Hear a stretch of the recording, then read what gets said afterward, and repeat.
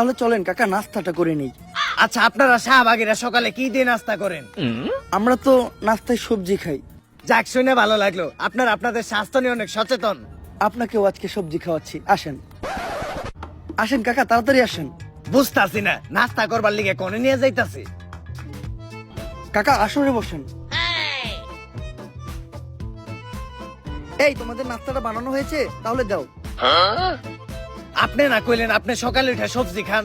হ্যাঁ সবজিই তো খাই, শুকনা সবজি। কিন্তু এটা তো গাঁজা। হ্যাঁ, আমরা শাহবাগীরা সকালের নাস্তায় খাই গাজা, কারণ গাজা যারা খায় তারা হলো রাজা। সাধারণ মানুষ তো খায় রুটি সাথে ডিম ভাজা।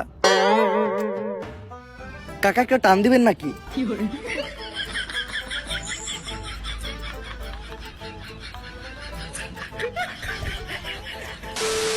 আচ্ছা, এখন আমরা কোথায় যাচ্ছি? এখন আমরা যাচ্ছি একটা কৃষকের বাসায় আমার ঘাম ডোনেট করতে। রক্ত ডোনেট তো শুনছি, কিন্তু ঘাম ডোনেট এটা আবার কি?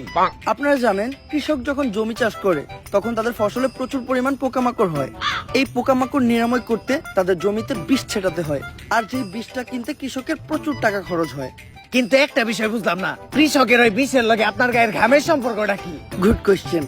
আপনারা হয়তো জানেন না, আমাদের শাহবাগীদের গায়ের ঘামে প্রচুর পরিমাণ গন্ধ আর ব্যাকটেরিয়া পাওয়া যায়, যেটা বিষের থেকে কোনো অংশেই কম নয়। তাই আমরা ফ্রিতেই কৃষককে আমাদের গায়ের ঘামটা